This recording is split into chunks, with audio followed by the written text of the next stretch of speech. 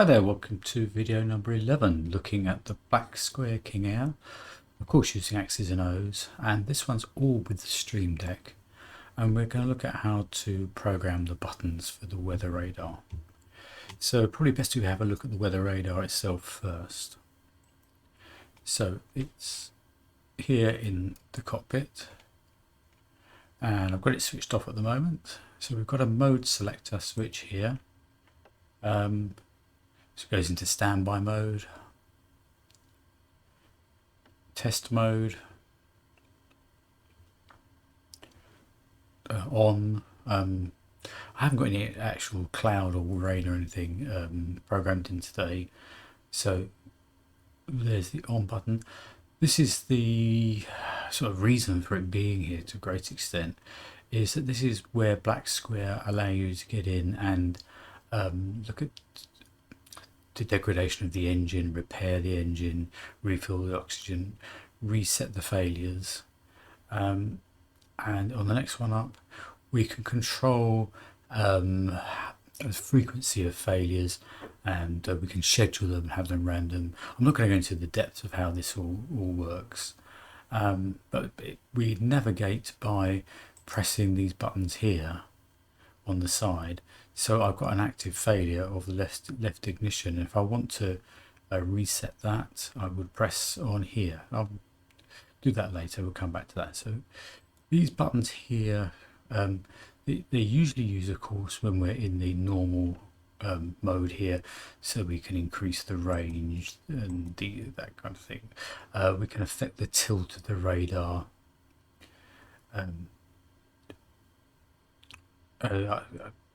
I don't know what all the buttons do, to be honest. I don't tend to use the weather radar particularly, but these buttons become kind of multifunction when we go into the failures mode. They don't do as advertised on them, they do whatever these are pointing at. So that's what we're going to have to program up on our Stream Deck. So if we get the Stream Deck up,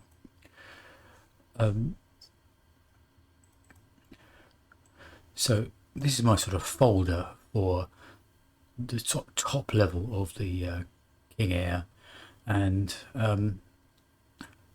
it's here. I'll make it a folder in its own right. So if I press on that on my Stream Deck, that will open all that up. There's the back button to get out of it, and we've got each of these buttons. Everything that's on there somewhere is on here somewhere. So if we just work our way down each column, really, try and take some logical approach to it. So I've got one for the brightness increasing and decreasing, and that's a script that I've written. So in X's and O's, I've got a sort of black square group, a folder for all the scripts I've written for it. So the brightness decrease looks like this. Let's try and make that a bit bigger for you. It's a local variable, radio brightness, and we want to make sure that we don't go down below 0. So we'll make sure we're above 0 before we start this process of reading the variable, subtracting 1 from it and writing it back in again. So that will decrease the brightness and the increase again, checking we don't go over 100. So as long as we're under 100, we can add 1 to the brightness, write that back in, and the brightness increases. So that's how those buttons work.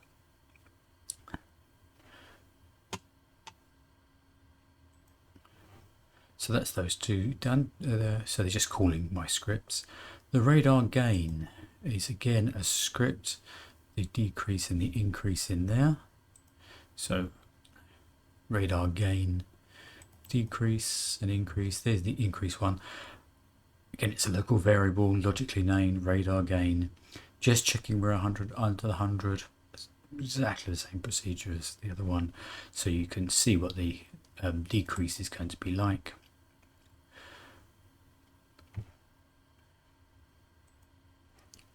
So that's those two buttons done.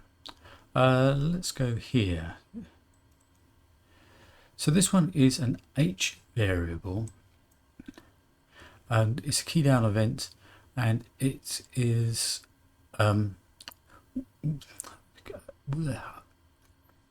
weather radar alert toggle, and basically we're just going to write a 1 into that, so it's an event key, writing a 1 into that.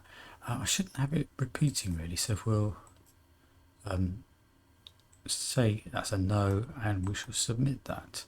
That shouldn't repeat really when you're doing a toggle. You should have to definitely press it twice. Now I get those from the behavior area here. So making sure I'm just looking at the analog King Air, and I kind of did a search for the radar, and it gives me a lot of the functions here that we can look at. And here's the radar alert. And this is the code I'm looking at here that I can see that I have to write into the black square weather radar alert toggle. So pretty much for a lot of these, like radar tilt, we look in at the radar tilt. Again, we're looking to see what variables we've got available to us and how we're going to use them. So I'll save you hunting through them. I'll show you what I found here. So that's the alerts button. This is the profile. So I'm not really sure what they do, but programming those up allows me to get into this stuff here. Map, another H variable. Let's go back and again, we'll turn that to repeat off. I'm pressing Alt S to do the submit rather than clicking on here all the time. The map, that should be a not repeat. So there's the radar map, H variable.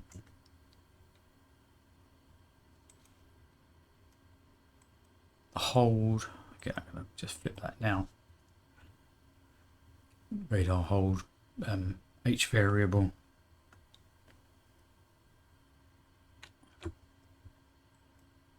The range plus, range increase is an H var.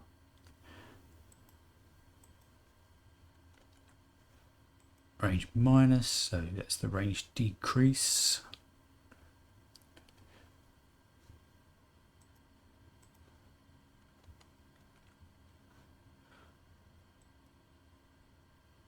The track, that's the track left, H variable.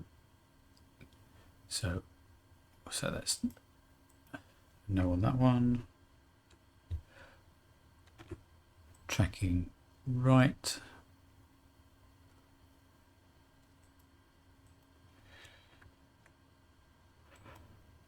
And these are tilt up and down. Now for these ones here, this is this knob over here.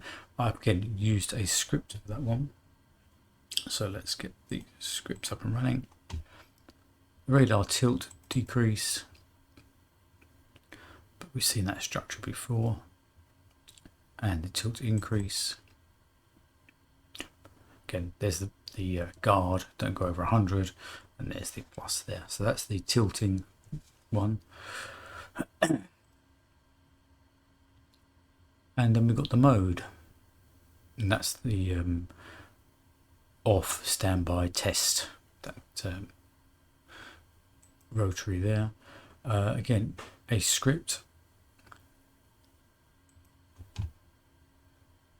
The mode increase, we need to check it's not going above 5, and the decrease, don't go below 0.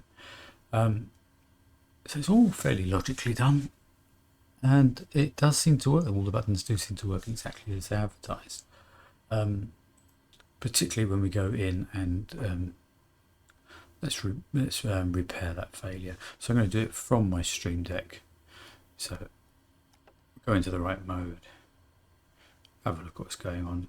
Here's my active failure, so I'm pressing the track button, and I'm going to reset that failure.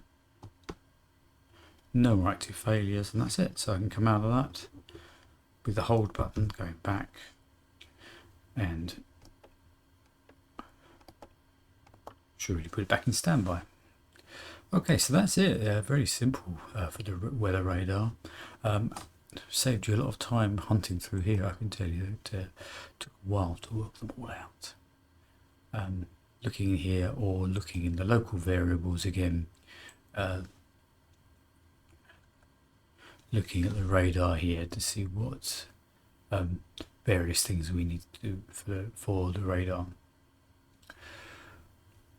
Okay, nice short sharp one today, and I think we're getting towards the end. I think I'll do one more to talk about the things I haven't done, perhaps plan to do in the future, and then we'll have a quick test flight to show these things working. Okay,